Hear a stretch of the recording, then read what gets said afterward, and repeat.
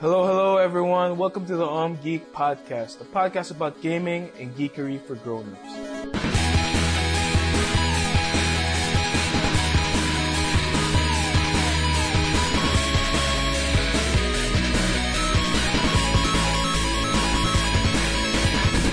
This is your host, James from Manila, and today I'm here with my fellow OMGeek founders, Jed, who's also from Manila, Hello. and Mike from Singapore.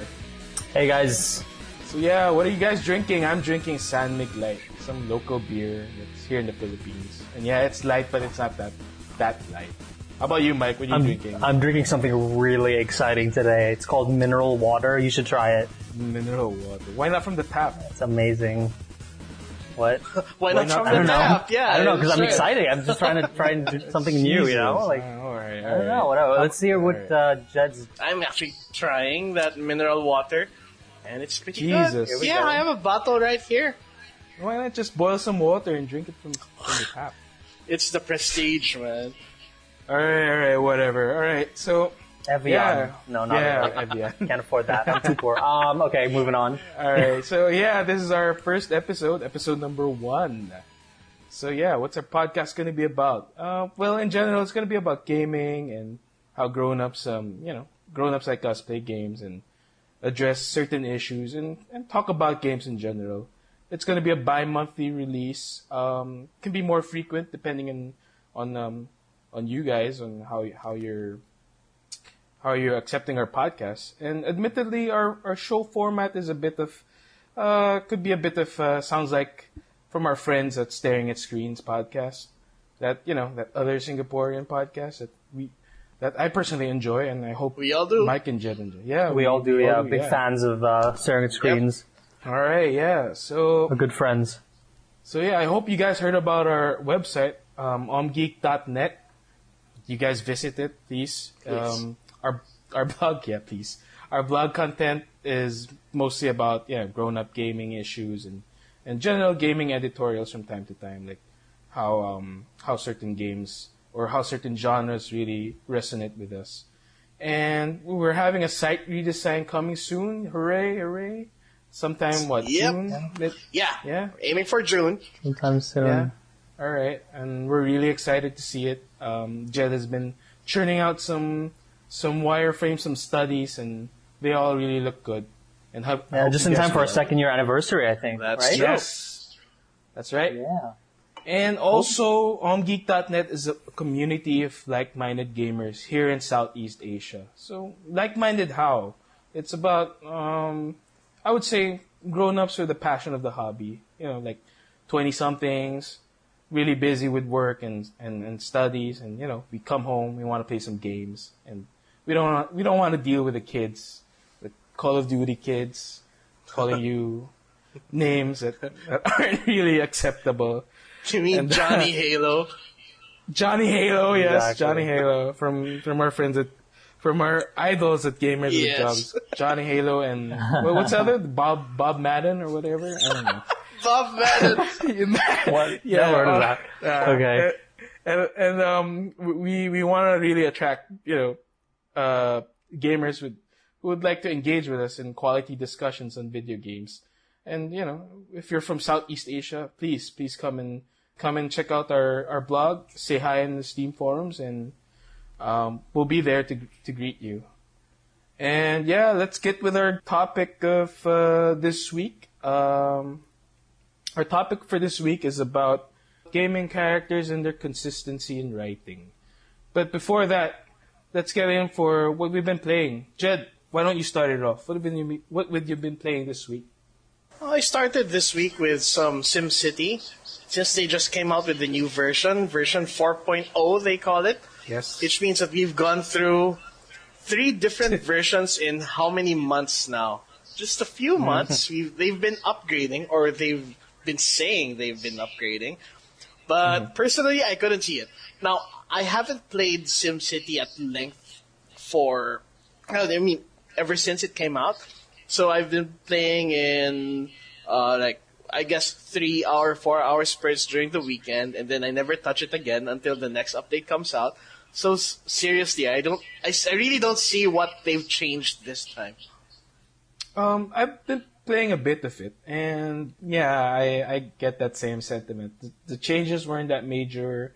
They just released some fancy new DLC that $10, and the amusement park and the amusement park, the car, the recharging station. yeah, that too. Yeah. But what do you think of the stuff that was broken from the previous versions? I don't think they did anything about that at all. Like, you were expecting intercity relations. Like, your workers would go commute to other cities for work, and then you'd get students coming in from other cities to go to your grade schools, your high schools, your universities, and it really doesn't work that way.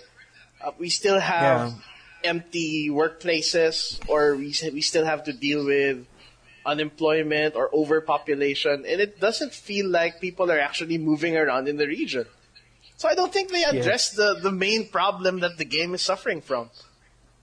So if version 5 comes out, will you be giving it a chance?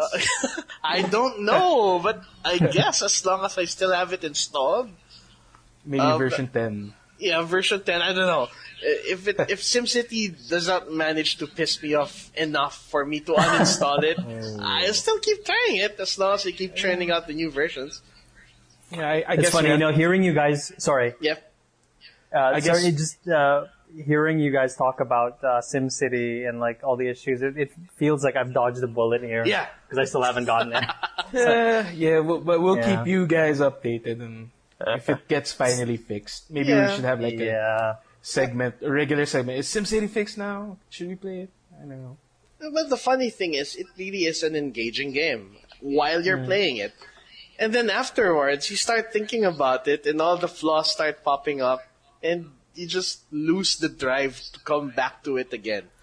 Until Maxis comes out with a new update, and they say they fix everything, and you have to go back in and try it out again. And then you spend another 3 hours, another 4 hours playing it, and then you stop playing, and you think about it again, and they didn't fix anything. And you're back in the same, it's the same problem. It's just, circle of, The circle vicious of cycle. SimCity. Yeah. Anyway, stop beating the dead horse. What else have you been playing? I've also been playing Persona 4 Arena on the PS3.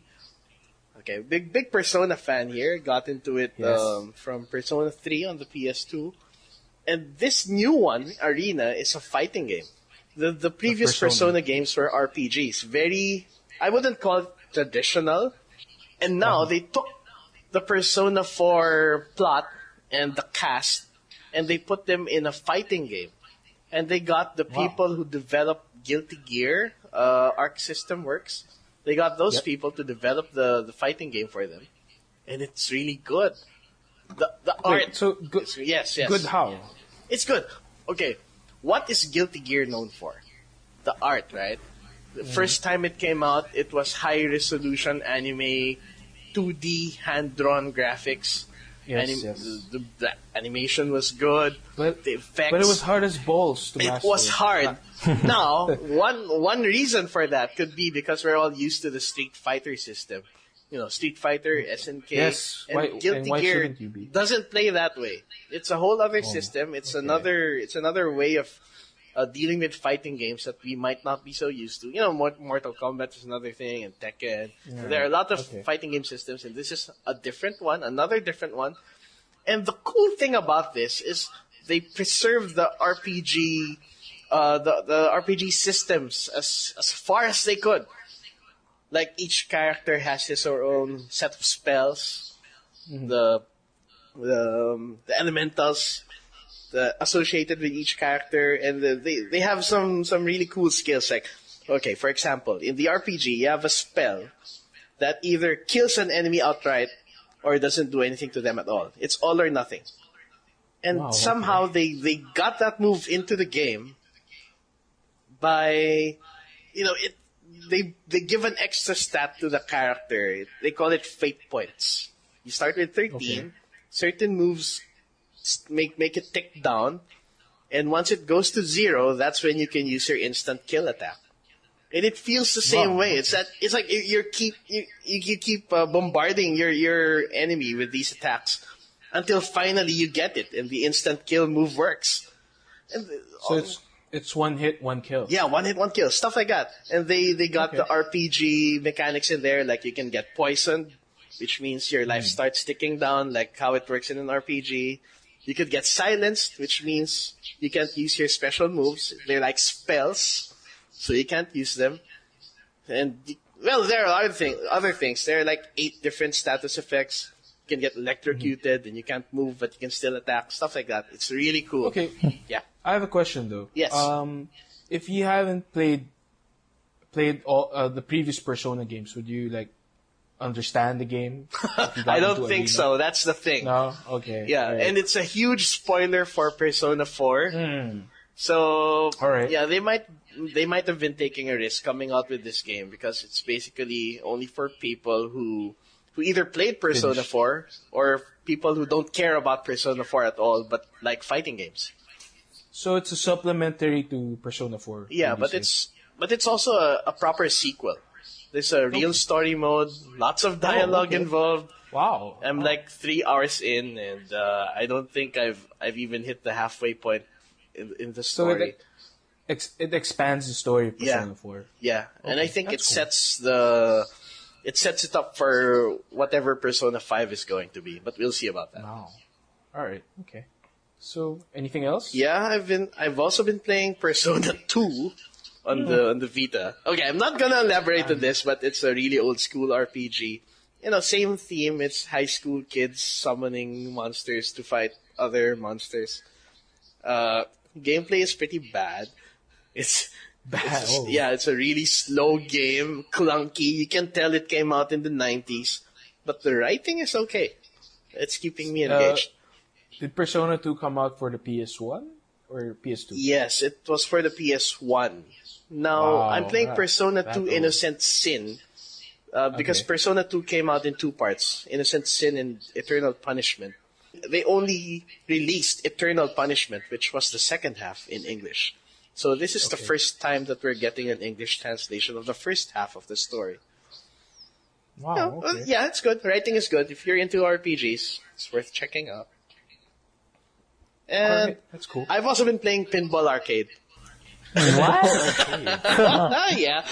For which platform? Is this for the Vita? Yeah, or it's for the Vita. phone? Actually, I got it through PS Plus. So it's Alright. both for Oh. the Vita and the PS3. You get both when you get the game. It's good. I mean, okay, of course it depends on how much you like pinball. But what I do, I got into it, I think, when did Windows come out with a pinball game? Was it XP? The I Space think Cadet? I think. probably 95, 98. 95, yeah. 98. 95 yeah. or 98, yeah. The Space right. Cadet pinball. I Yeah. got so hooked Yes. on that. Of course. And I kept wishing Oh my they would God. come out with more tables. And now I have 4 tables. You know, I remember all our computer classes basically devolved into that. Like, oh yeah, you guys, you're here to learn how to use PowerPoint and all that. Yeah, fuck that. We're all gonna be playing. Everyone Yeah, just fuck launched, you know, that. Let's like play the pinball. pinball thing or Pinball. solitaire, Yeah. and that's what we just ended up doing. 'Cause, like, I mean, it was pre-installed, and this was like a new thing for us, you know. Yeah. Like, oh, it's in the PC. Teachers can't delete that. It's fine. This guys, come on. So yeah, it You was know, a I never riot. thought Good about memories. it that way. Yeah, Teachers yeah. can't Oh, delete man. that. Yeah, This is yeah. safe. Exactly.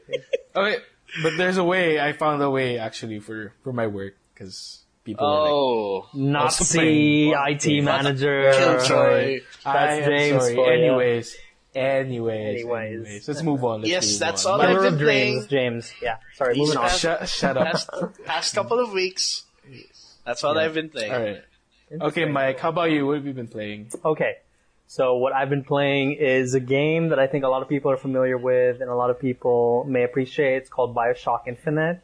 Yes. Yes. Okay, and here's the I'm thing. also. You've also been playing it, James. also Okay, playing great. it, Yeah, yeah, yeah. I yes. know Jed has finished it. Yep, I have. Did you like it? I loved it. You loved it. You know, guess And what? I don't want to risk talking about it. I might spoil something. Right.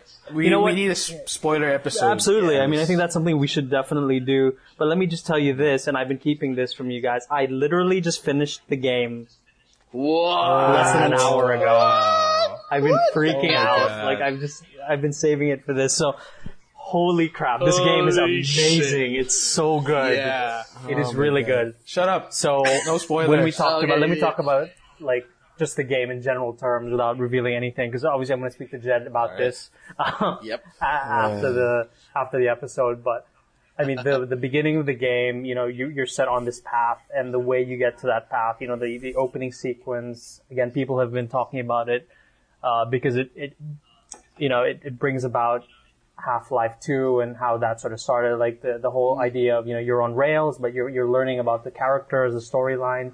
And yes, amazing, the beginning part, but also the gameplay. And as you go through the different parts of the game, the game takes a huge shift from the first half to the second half. It's kind of mind-blowing. I'm struggling to find words right now because I just finished it.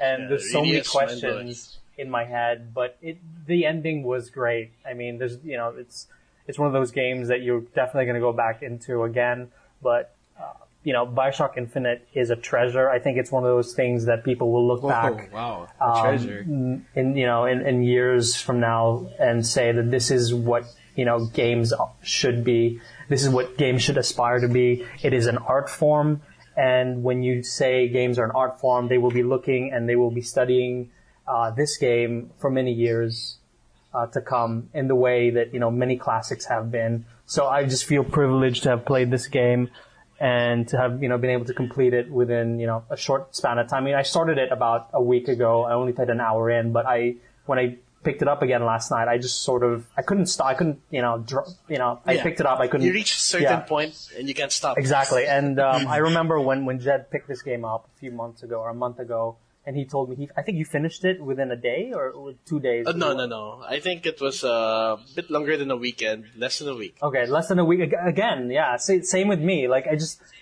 and I'm the kind of gamer who is afraid of like scary things and nopey stuff, experiences that we call nope. But there are parts of those things, but you just power through it because the narrative is so compelling. And I may be rambling here, but I just have to say this game is really amazing. I'd love to talk more about it in terms of the spoilers. There's a lot of questions that people have when you finish the game, but I will say that the title Bioshock Infinite now absolutely makes sense to me.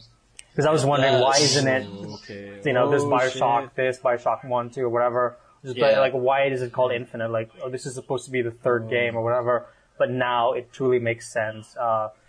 Brilliant game. Looking It's forward got so to many that. elements of science fiction and just, it's a floating city, but beyond that also. So yeah, it explores amazing themes that, people had issues with, the racism thing and all that. But again, everything is sort of, thrown into the mix, and it's an amazing game. Yeah. So that's what I've been playing, and I finished it. So yeah, sorry, you had a question? Yeah, is the ending like really good? I mean, I've been really, I finished recently Assassin's Creed 3. It's way better than that. Don't worry. Here we go. This is and okay, I you can't really- know you guys heard me rant about we the talked ending. about So this. is the ending more fulfilling than those two games? I would say it is. What do you think, Jed?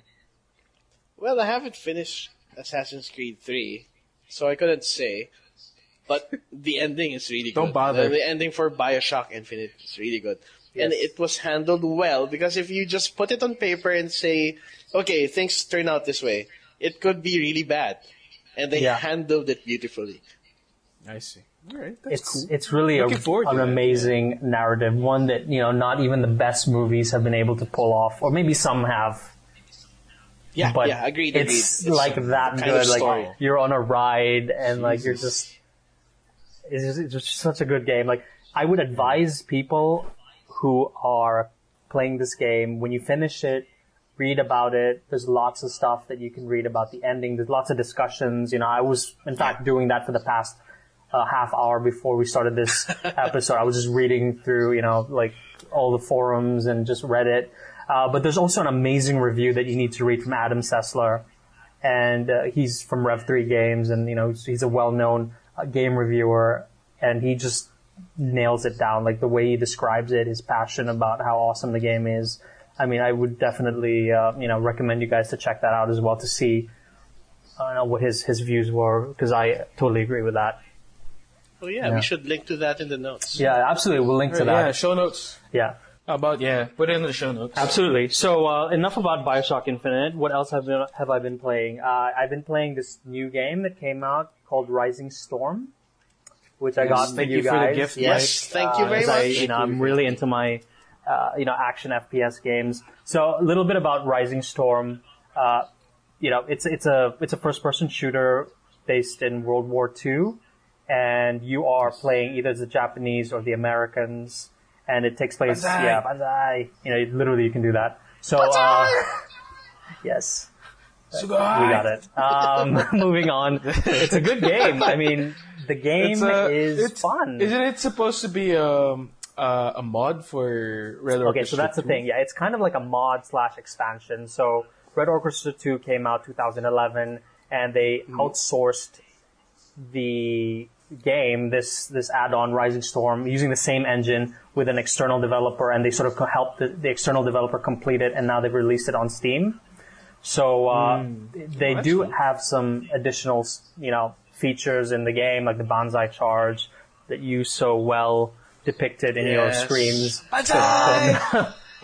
So they have that. They have a couple of things. The graphics seem to be improved a little bit, like the water animations and the shaders and all that looks good. I mean, for a Unreal 3.5 engine game, it's not bad. I mean, they've really pushed it to the engine's limits, and they've done well. So I was able to play for about maybe an hour or so when I picked it up on Friday, and I thought it was fun. It's a very sensible game. In the sense that, you don't just run up to people and shoot them in the face like Call of Duty, like a 15-year-old kid playing Xbox, screaming motherfucking faggot to everybody. Yeah. So it's not that kind of game, okay? It's the kind of game where you... I would describe it as something that's in between Battlefield 3 or Battlefield series, or the Battlefield series, and in between Arma or Arma 2. Because you kind of need to stick together. There's teamwork, but it's also not as, scary or as difficult as Arma 2 is. That kind of, you have to build up so many things before you actually complete a task. You have to have so much, team. Like there's a lot of things going on in Arma 2 that you have to, prepare for. In this game, though, you can jump in, you can play, and just start killing people. But there's a lot of teamwork in it, and you can stick together, accomplish certain tasks, capture this airfield, or capture that by sticking with your teammates. And there's a cover mechanism which is really fun, and there's a blind fire mechanism again from Red Orchestra 2. They sort of brought that in, but the game feels a lot brighter. Obviously, it's in the Pacific, whereas Red Orchestra 2 was kind of bleak. It's snowing because it's it takes place in the eastern sector of the war. But no, this game is pretty good. I need to spend more time in it, and I hope we can play some time. But it's for a first person shooter to play with some friends, hop in, hop out. It's pretty fun, and it's only $11 if you have Red Orchestra 2. If you bought that game before, there's this special deal they're doing for owners of that game. And I also read that if you own Red Orchestra 2, but don't own Rising Storm, and the server suddenly switches to a map that's Rising Storm, everybody gets joined. You don't really have to own Rising Storm to be able to join. Is that right? Join the game. That's cool. Yeah, that's cool. Wow, that's not bad. Yeah. Oh, so how's the server performance for us here in Asia? Okay, so I have seen at least 5 or 6 Australian servers and 2 Japanese servers. That's pretty good. Pinging below 100. Oh, but yeah, nice. It's not so bad. Hopefully for you guys, it's not going to be so bad.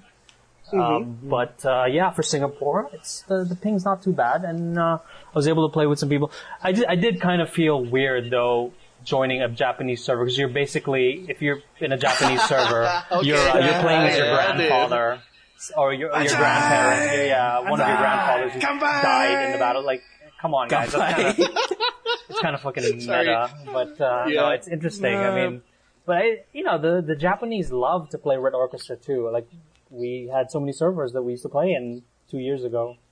Yeah. So we expect more. Yeah, we used to. Yeah. And we should have fun. Sure. It's a good game. Yeah. Definitely worth a Just shot. installed Yeah. it last night? Yeah, we should try Yeah, it maybe out if soon. I know some of the Geeks have Red Orchestra too. Maybe we could like Yes, Justin has do a it. game So night. Yeah, Justin and I think Joey has it. So Justin, Yeah. we will play. Yeah. If you're listening, you better be listening. and You he's better also be. bugging me about he's also bugging me about Monaco. So we Yes, gotta yeah, Oh yeah. yeah, you have to play that again, Lots of Mr. co-op Quarter games to it play. down. Awesome. Yeah. So yeah, that's me. All right, Yeah. that's cool.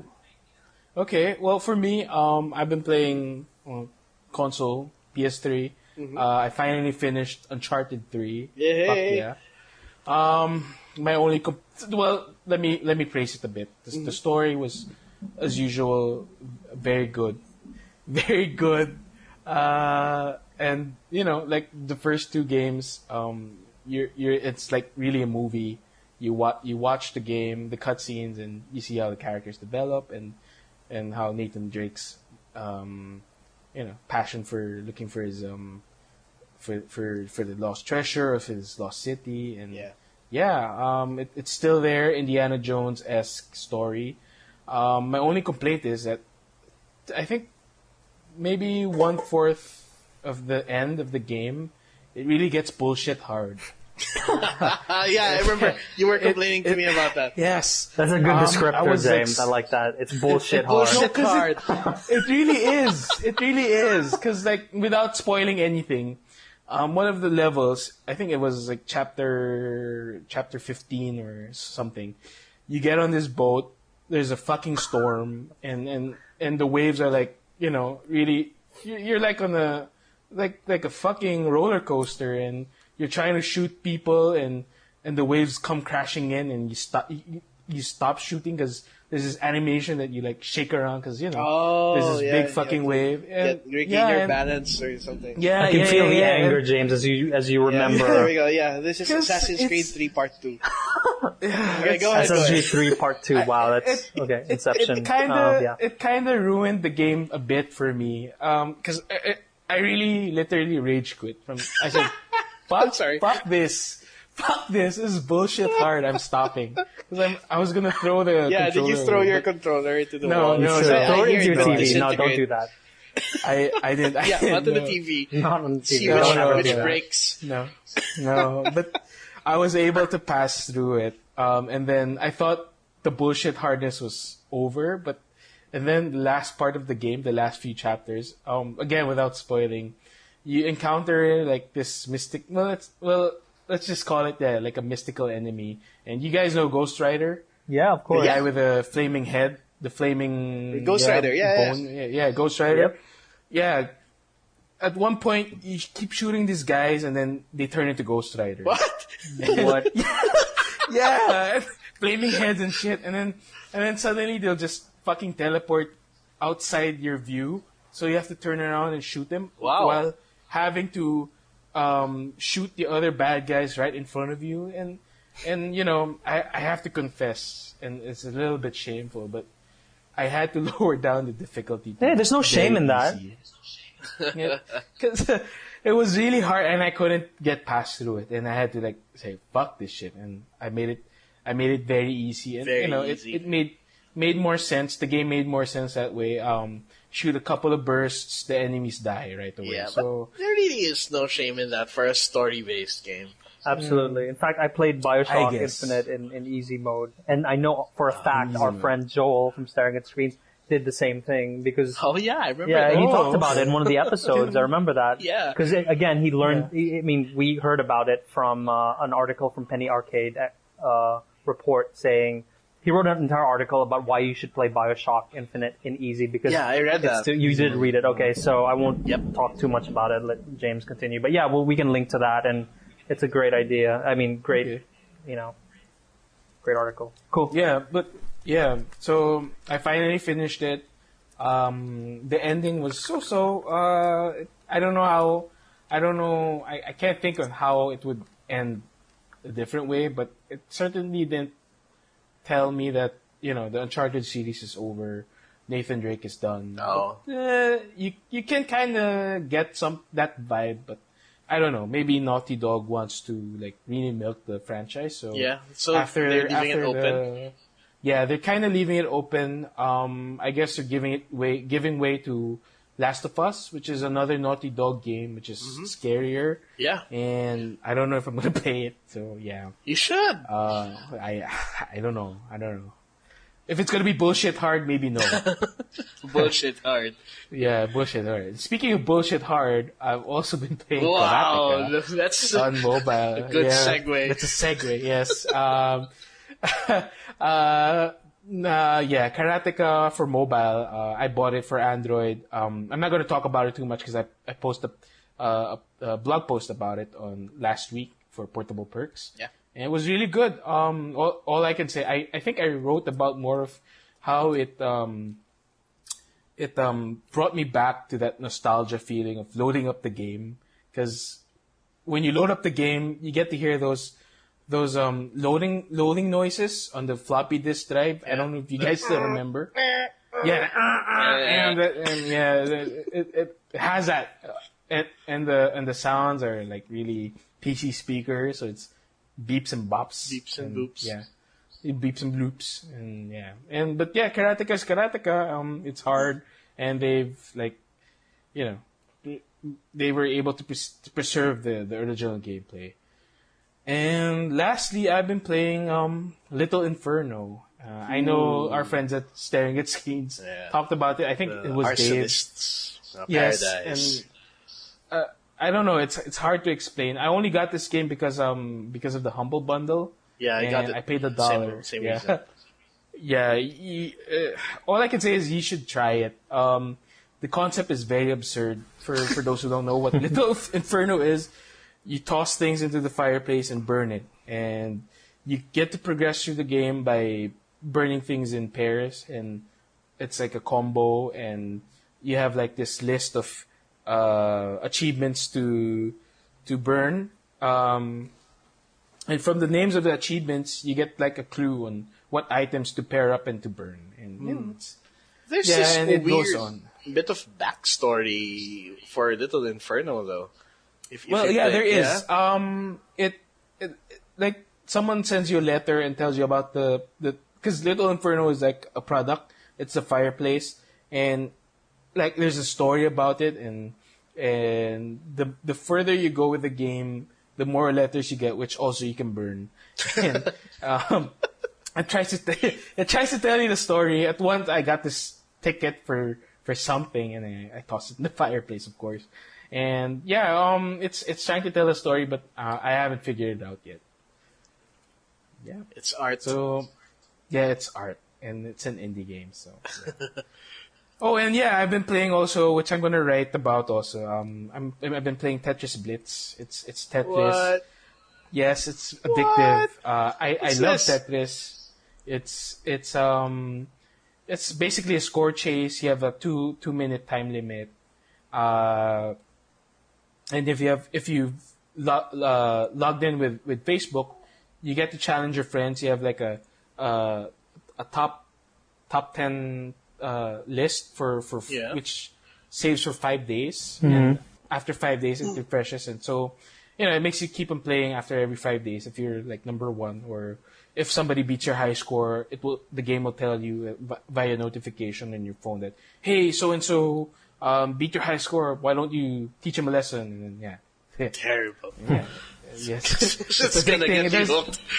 Yes, it is, and it's Tetris. I love Tetris, and I'll write I'll post it on our blog maybe by next week, and you guys can read about it.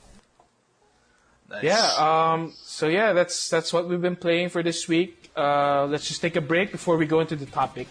Okay. And Cool.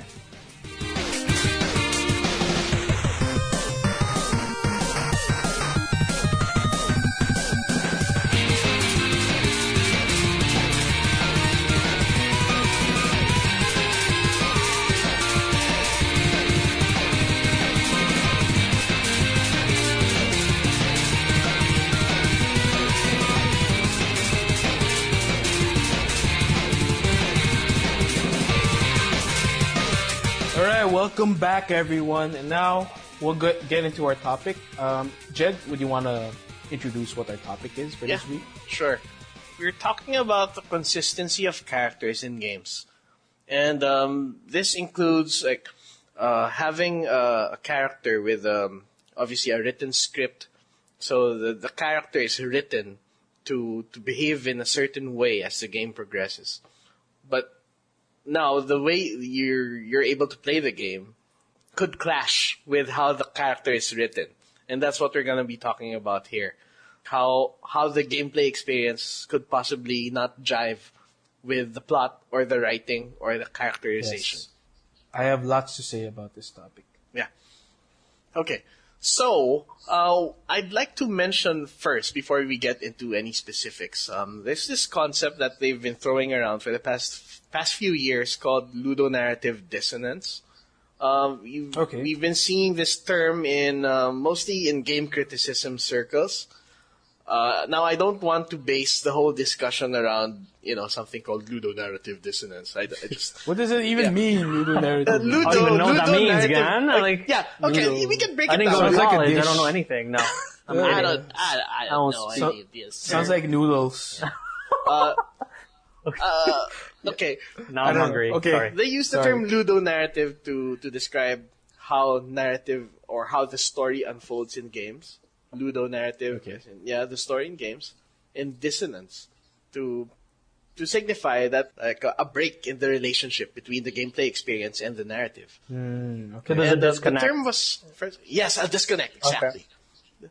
The term was coined in 2007 by Clint Hawking, who's a game writer, game designer. He used to work for Ubisoft and LucasArts, and I think now he's with Valve. I don't know what game he's working on. He's worked for some great companies. What a lucky guy. Yeah, he has. He's working on Half-Life 3. Half-Life 3? Right. Confirmed. You mean Ricochet 2? Oh. Oh, okay. Left 4 Dead 3. Left 4 Dead 3. Please. Portal 3. Please continue. Please continue, Jed. Okay, so he wrote an article about this. He coined the term ludonarrative dissonance, and he talked about how the gameplay in Bioshock, how the gameplay doesn't connect exactly with the message. Which Bioshock? The first Bioshock. Okay. Rapture. Bioshock 1. How there's a disconnect between the gameplay and the plot of Bioshock.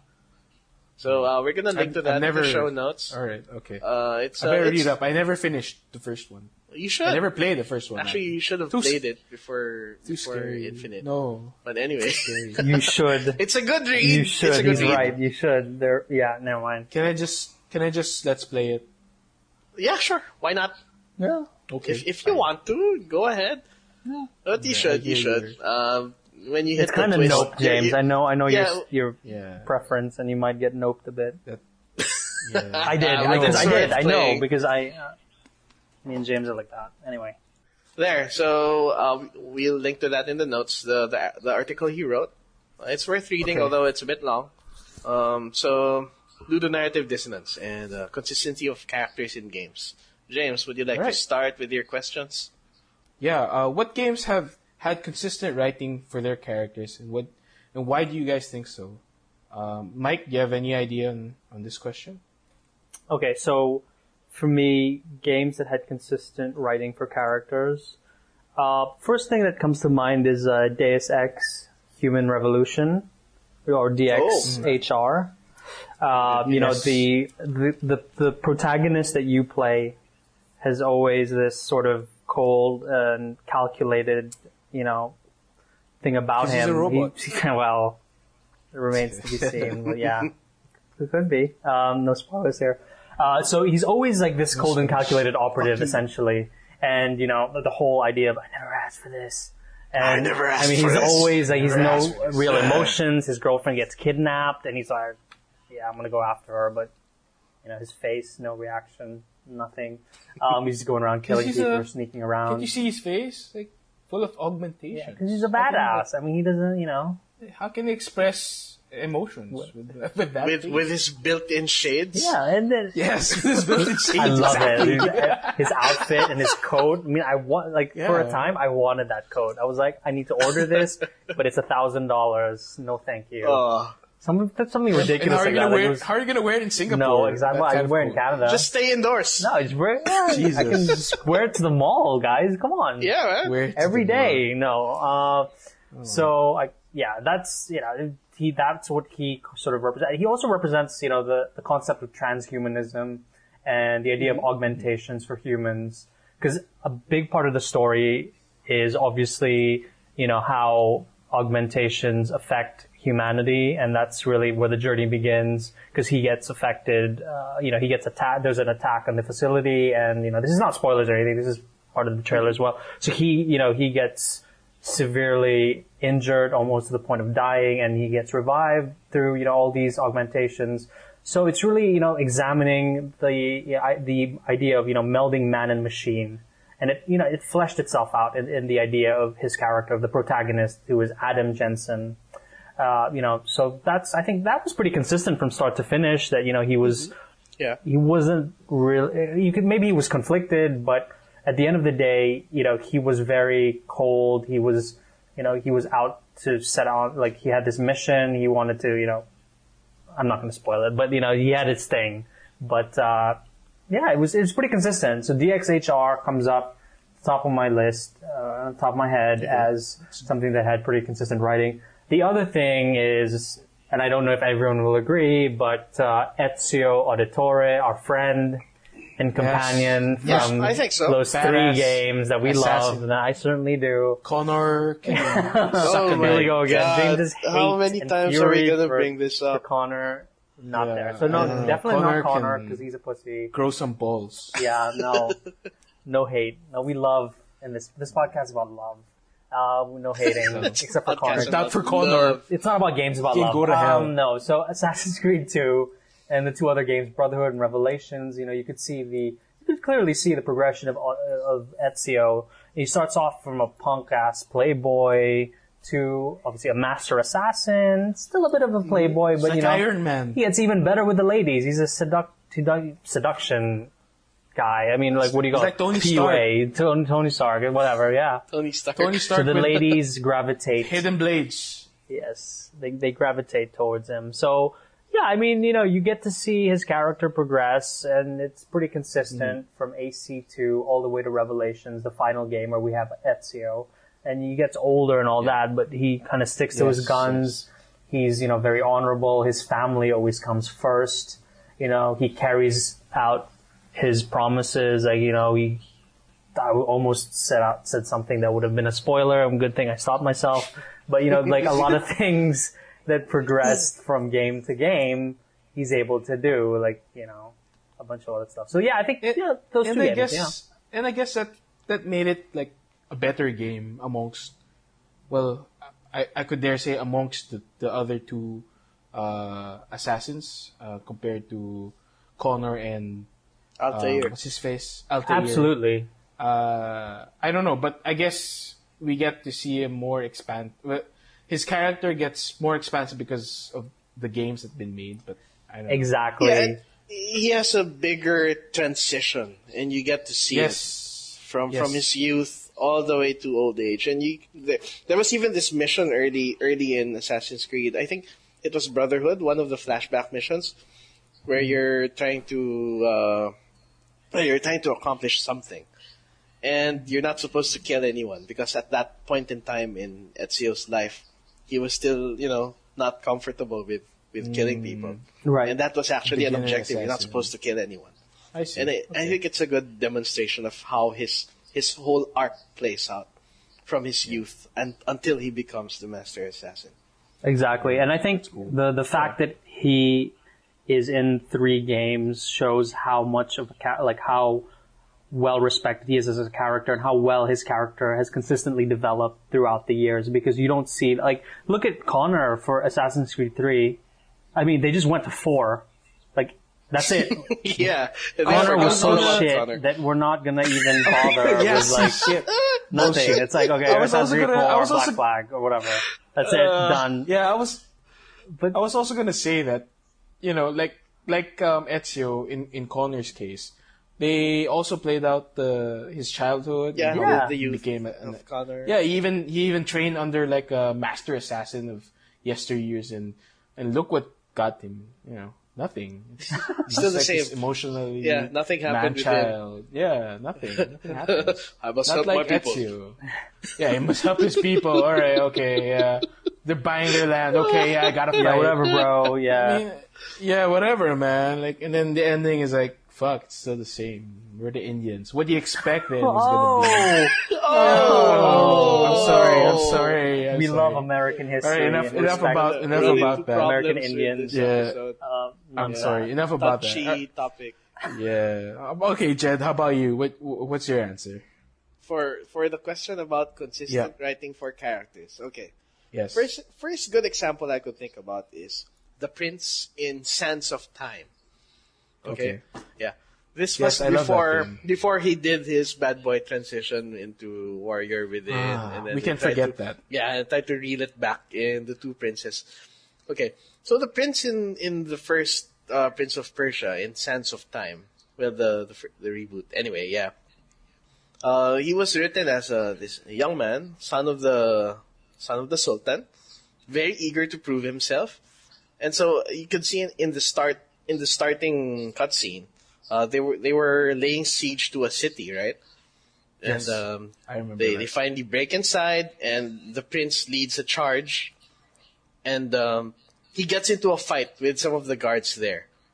Yes. Okay, so you do your first fight, you take them all out, and then he says, "From the moment my sword tasted blood, I knew this would not be my way." So he's saying he wasn't into He's the killing. hesitant. Yeah. So this is the game telling us that we're not going to be here to kill people. It's a platforming game. Okay, it's about traversing the environment. I like it's about that. solving Yeah, puzzles. that's right, It's that's not right. about the violence. So I think that was a good example. Another one would be Silent Hill 2. Okay, we I never played this played back in Silent the... Hill. Actually, we played it. I played it and you were there watching. Oh yeah, I watched the early forms of Let's Play. Yeah, early form of Let's Yeah. Play. Definitely. Yeah. I'm not going to go into the plot, but I like Silent Hill 2 for the consistency in the monsters, the monster designs. They all make sense if you think about what the main character, James, is going through. How can Pyramid Head be sensible? Pyramid Head? Yeah. Oh, well, he's a how would you like me to approach this question? I don't know how is it consistent with his character? Oh, Pyramid Head? okay.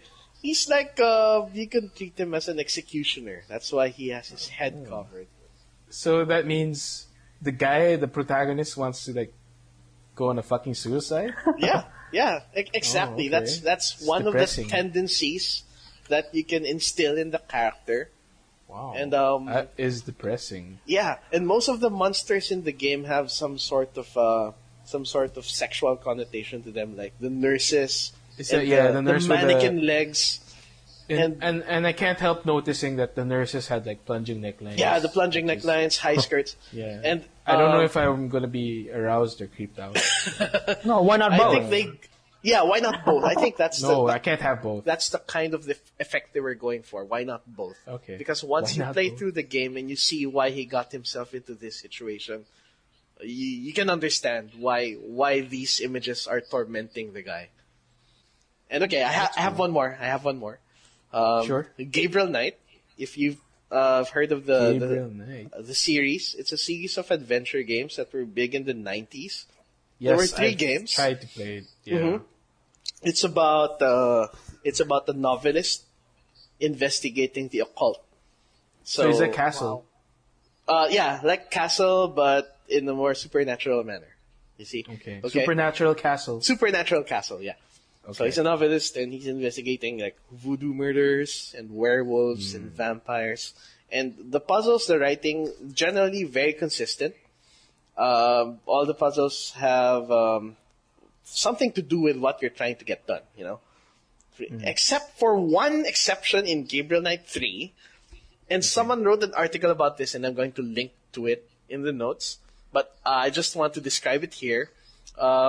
This is part where you're trying to rent a motorcycle. You're in a chateau in France. You're trying to rent a motorcycle. And you have to display your... Not a moped. Yeah, not a moped. You want a motorcycle. All right, a manly motorcycle.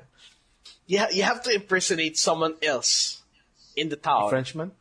No. It's your friend. Okay, you have a friend in the town. You have to impersonate him to get the motorcycle.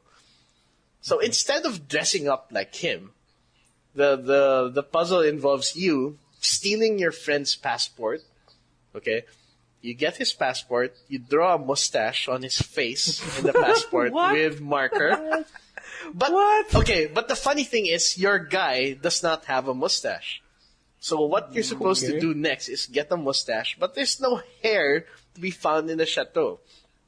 So, basically the solution to this puzzle is Sounds like a disaster. Yeah, it's a disaster in puzzle design. You get a piece of masking tape, you stick it in a hole under a door, you scare a cat so it runs through the hole, you get the pieces of hair that stick to the tape when the cat went through the hole, and then you steal a packet of maple syrup from the hotel lobby, and you use the syrup to stick the hair on your lip, so it looks like a mustache.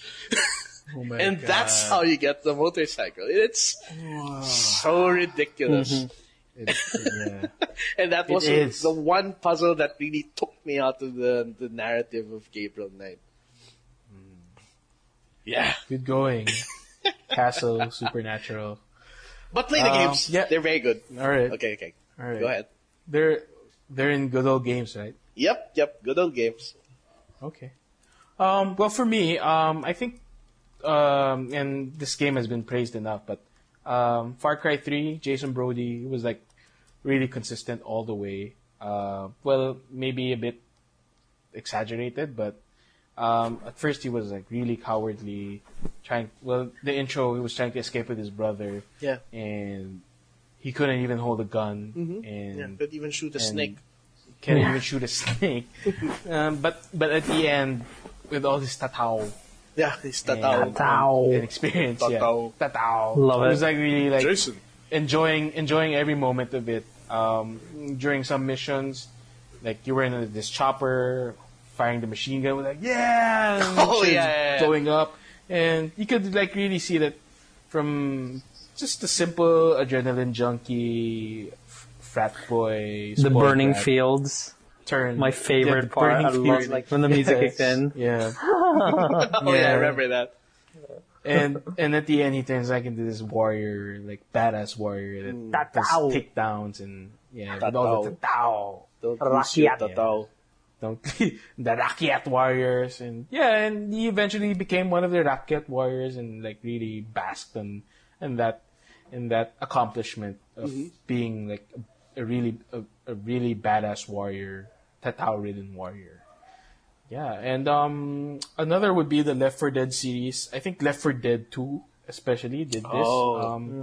At the first mission, the first map or the scenario, the characters didn't know each other, and also the special zombies. They wouldn't know what to call a smoker is or the boomer. They call it, it's like that smoking guy or that big fat guy or whatever. Yeah, little guy. And the little guy, and then eventually, like after the third mission or the fourth mission, they would know it by heart and call out the proper names. Like, it's a boomer, it's a smoker, I found that really cool. And also the interactions together, like random times they would like say things together or at each other. Yeah, that was great. Yeah. And I know Jed loves the Left 4 Dead series. Yeah, I love it. That part in the elevator in the first mission where they introduce themselves to each other. That was a good part. Yes. It really sets the scene. Yeah, like they're like total strangers. Yeah. Like, found themselves in this bad situation, and they're gonna do something about it. Right. And survive. Yeah, that's cool. For my next question, do games with a morality mechanic suffer from character inconsistencies? Like for me in Red Dead, and I think I've told you guys about this. Because John Marston, the protagonist, clearly wanted to be a good guy. Hence, title Red Dead Redemption. Because since he was like this part of this gang and did some bad stuff, and he wanted out, and now he's trying to be a family man, redeeming himself. And with the game Red Dead Redemption, you have this option to like go be a bad guy, an outlaw, or go be this good guy, doing stuff like killing people, killing random people will of course give you that bad guy or that outlaw status, but not killing them or not killing the people on the wanted poster gave you a boost on your good guy. But obviously, when you play the game, John Marston wanted to be the good guy. He wanted to do the right thing, the good thing. And I don't know why Rockstar really had to give you this option of doing bad things. Maybe it's because of maybe it's the GTA games that you're free to do anything. But I don't know. It kind of ruined it for me, and I had to like really play the good guy and try to keep that good guy status up. Yeah. How about you, Jed? Okay, yeah. I'd like to react to that, Red Dead. We can argue that the Rockstar approach to making a player stick to the good guy path could be seen in L.A. Noire, for example. And I think it works well. Some people have complained about not having enough stuff to do, but that's what you're supposed to be playing. Yes, you're a detective. Yeah, you're a cop. Okay, so you were asking if games with a morality mechanic suffer from character inconsistency. And yes. I say not necessarily. Because if you look at games from BioWare, for example, like Knights of the Old Republic and Mass Effect, they had storylines for the dark side or the renegade path as well as the good path. And I think we run into character inconsistency more often in sandbox games and in games with heavy narratives like Bioshock, as stated in the example of Clint Hawking, and Uncharted. I think we'll talk about that later, how Uncharted really takes us out of it. But also for open world games like Red Dead and GTA, where the writing really makes it seem like you're a good guy or you're a reformed bad guy trying to do good, but the game lets you get away with anything, and that's the problem. Yeah, that's right. There's no solid consequences on. Hey, I've ran through this bunch of people. Yeah, and I got like this 3 stars, but eventually they disappear. Right. Yeah. And they make it easy for you to erase whatever naughty things you've been doing the past hour. So it sends a confusing message. How about you, Mike? Yeah, I mean, I'd like to echo your sentiments, guys. I mean, Jed's hit it spot on when you said, Jed, that this issue comes up with sandbox games. Yeah. Because the game that I would say suffers from such things would be Sleeping Dogs from a year ago. So one of the games I think we all played it, right? So we did. So I think that definitely has an issue with that because Sleeping Dogs has a pretty arbitrary morality system. It never really changed the way you played. I mean, you had there was a red and a blue bar. The blue bar represented the police stuff that you would do, and then there would be the red bar, which would represent the gang, or what is it in Hong Kong? Triads. The triad, exactly. Yeah. Triads, yeah. So you would earn points from each one, which would allow you to, pick up new moves that would be specifically for like carjacking or whatever, and then the police stuff, which would be, what would they be? I can't remember everything, but it would allow you to, pick up camera feeds or something, police stuff. So, but it didn't really go beyond that because you were still running people over in the streets and then like killing, there was nothing stopping you from that. But then, I'm a cop. Okay, I'm a cop. I'm an undercover police officer, but I just shot this guy in the head and stole this Ferrari. That's part of your driving cover. around Hong Kong, guys. What's up? It's part of your cover. Yeah, but it's part of my really cover. I'm shooting people. They just hand wave it all away by explaining that your guy is some kind of loose cannon cop. Yeah. And somehow that makes it okay. But apparently at the end, you notice that, this guy, Wei Shang has like a conscience and Yeah. After wants to be the sticking good people guy. on meat hooks and throwing them onto Yeah, swordfish. Yeah, and cutting them up and eels. feeding them to. Okay, sorry. Is Come that on. okay? No, but and then you muddle things up with the idea of earning face, right? And then that's Yeah, just, herring face. yeah. So there's like face. 3 different So- things that you need to keep track of, and okay, maybe it's not so much about the inconsistency side, but with the face thing. But you know what I mean? I mean, it's part of the sandbox thing. You don't really. Yeah, for this game in particular, it just didn't feel as fleshed out enough as it could have been. And yeah, you're running around doing all sorts of things, and it just doesn't match up with what you think the character is supposed to be or could be as an undercover police officer in the Hong Kong Police Department. So yeah, that's, those are my thoughts. Yeah, you're right. Okay. So, yeah, and now that we've been experiencing, we noted some games that have inconsistency with their characters. Does this take you out from the experience or kills your suspension of disbelief while playing the game? Jed? Yeah, definitely. Especially if the game is written with a very complex narrative or in-depth narrative. For example, again, Grand Theft Auto 4. From the very start of the game, it makes us connect with Nico as a guy who just came out of the war, and he keeps talking about we did terrible things during the war. Loving stuff the like that. accent, Jed. Yeah. Spot And then- Cousin said big American titties. Yeah. And then you walk out, get into your car, and run over 10 people on the sidewalk. Exactly, And right? he doesn't Like, put what a the- comment on it. What? Yeah, so the thing, it made me roleplay the character a bit. So when I played GTA 4, I never jacked cars.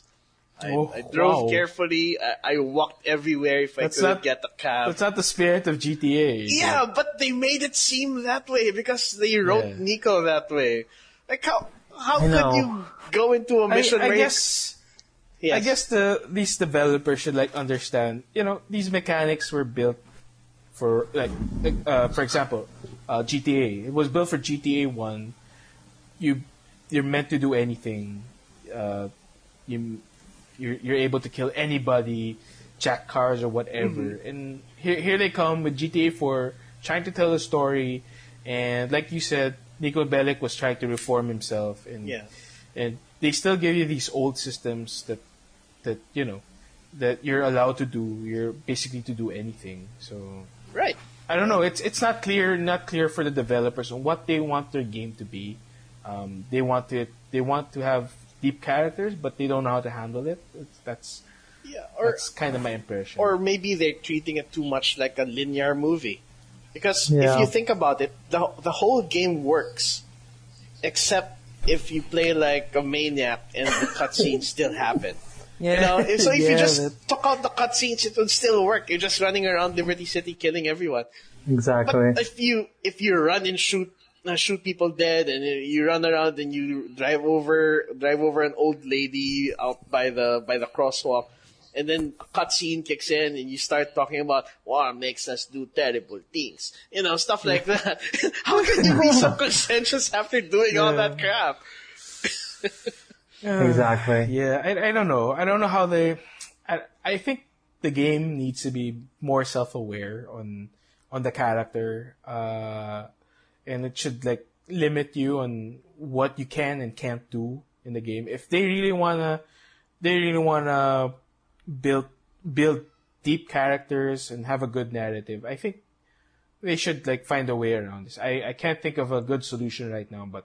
Yeah, well, the older they should GTA games got away with it by being not so serious. It was all a bit tongue-in-cheek. Same goes for the Saints Row games. Yeah, especially Saints Row. Mm-hmm. Yeah, I don't know. They should just really commit on what direction they want. Do they want to be this GTA game, or do they want to be this serious movie type with a deep character and good narrative? How about you, Mike? Yeah, so, I think a lot of the things that you guys have been saying, I agree with, especially with you, Jed.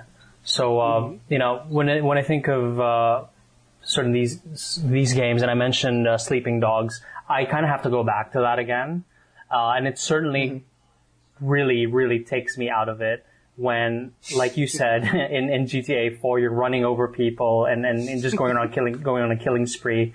When you do that, it just takes you out because you, again, once you've completed a certain mission or whatever and you kill people in between, you have, in this game at least, you have to speak to your handlers, the cops, right? Oh, yeah. So right. So after I had a massive 200-person killing spree in downtown Hong Kong, my police lieutenant calls me in to debrief me, and he's like, yeah, hey, what's up? Well, you're doing a bad job, man, but like, dude, I just fucking killed everyone in Central. They're all dead.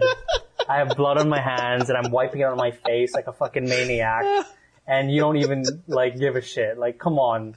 I mean, Mass Effect at least had the forethought in doing this where you know, there were separate cuts. I know it's a lot of effort to do, and there's a lot of things going into it, a lot of planning. It's all about budget and all that, but there has to be some sort of, you know, some sort of planning in place to take these things into consideration because it just takes me out of it. The consistency is not there, and you just don't appreciate the game as much as you could have. Because I still like the game. I think it's fantastic.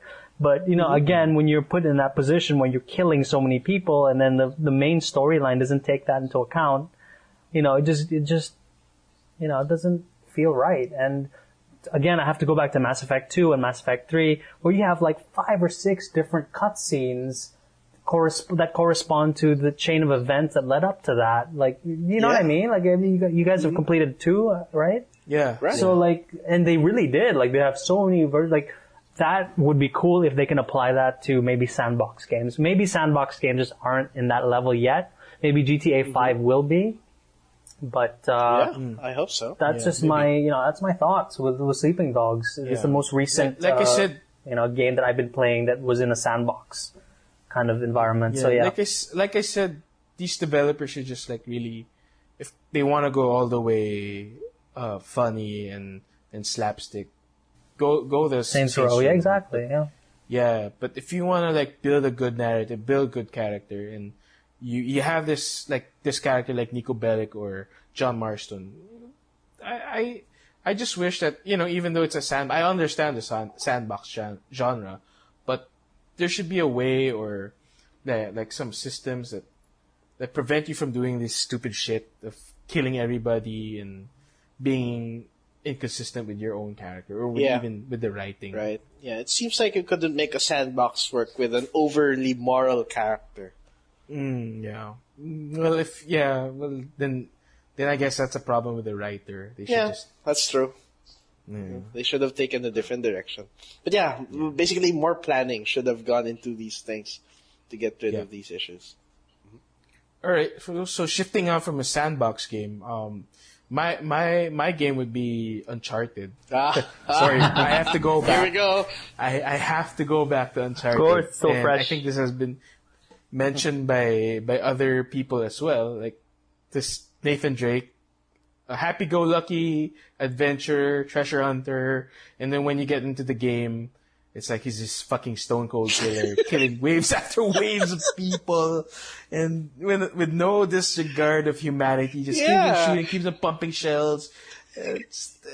And you know, and then you go back to the cutscene. Hey, Sully, like, let's go look for this treasure, and it's over there. And then oh shit, here comes the enemies, and then shoot all enemies. More people. Kills 21 people, beats the shit out of everybody. And then he's like Indiana Jones when the cutscene comes on, right? He's like, hey guys, hey kids. He's like, it's like a PG-13 adventure. Like, oh, it's Disneyland, and we're doing this. And then he's murdering people, shooting them in the face. Murdering people, pushing people off cliffs. Yeah, pushing people off cliffs, or like pushing them into the sea. You know, while it's just a storm brewing, and I don't know. And then the design. I understand the design. They want to make it like a cover shooter game, but I don't know. It's just too much. Especially that too much. It's just too much. Too much enemies. Too much shooting involved. If they would like to make it like an adventure game, why not make it more adventure, like running from things, like Yeah, I would have played that game. Less action, more puzzles and situational. Yeah, more puzzles challenges. and like Indiana Jones, like the movies, like he's running from that boulder or solving that puzzle in the movie with Sean Connery, the Last the Crusade. third one, The Last Crusade. Yeah, Remember that scene Love where that movie, where he had to go through some like traps and the shit. challenges. Yeah. But in fairness, Uncharted 3 had a lot of puzzles also. But at the end, it's like, fuck, it's terrible. Like, you fight all these pirates, and, you can tell he was angry, but, I mean, come on, Nathan Drake. Okay, so the violence is a bit too much for his character. It's too much. Just too much for his character. I don't know. It kind of took me out a bit, and, of course, it's an action game, and you have to shoot a lot of people, and of course I don't know how do you call this, the health of the enemies were like also like buffed out. So you couldn't just kill someone by shooting him in the face. Yeah, so I don't know what this game is trying to be. It certainly isn't a realistic shooter. It's not an adventure game, purely an adventure platforming game. So I don't know. It kind of lost itself in all these genres that Naughty Dog wanted to make it to be. And yeah, I just wish they stuck with the narrative. It was really good. The story was really good. That was my only motivation in finishing the game. It was just how the story would play out. Yeah, and what they were after, the treasure that they were after, and yeah, but the actions in between, it was more like something that was necessarily that you have to do. They just wanted to justify the $60 game and toss you all these enemies and like, it's time to shoot, bloodthirsty Nathan Drake. Bloodthirsty, but then All right. So I'm glad we probably wouldn't be running into this problem in Last of Us. Oh, looking forward to that. Probably not. Probably not. Yeah, since violence is going to be a big part of the narrative. And you're fighting mutants. Yeah, you're fighting scary mutants. Yeah, if you've seen the previews, really scary. I'm not gonna play it. Okay, whatever. Yeah. LP, so LP. Guys. LP. So yeah, I guess that's it for episode number 1. All right. All right. Good job. If you guys have some questions or comments on our show, please email us at contact@OMGeek.net. We also have a Twitter feed, twitter.com/OMGeek. Facebook as well, facebook.com/OMGeek. We love followers and likes, so please follow or like us, or do both, please. Do both. Just do both. Do both. Why not both? Read the blog. Why not both? Read the blog. Try to comment on them as well. We love engaging discussions on our blog topics. If you don't like what you're seeing, please tell us as well. We always love feedback on everything. Yeah. So yeah, that's it. On behalf of Jed and Mike, and for me, James, thank you for listening, and hope to do this again next week.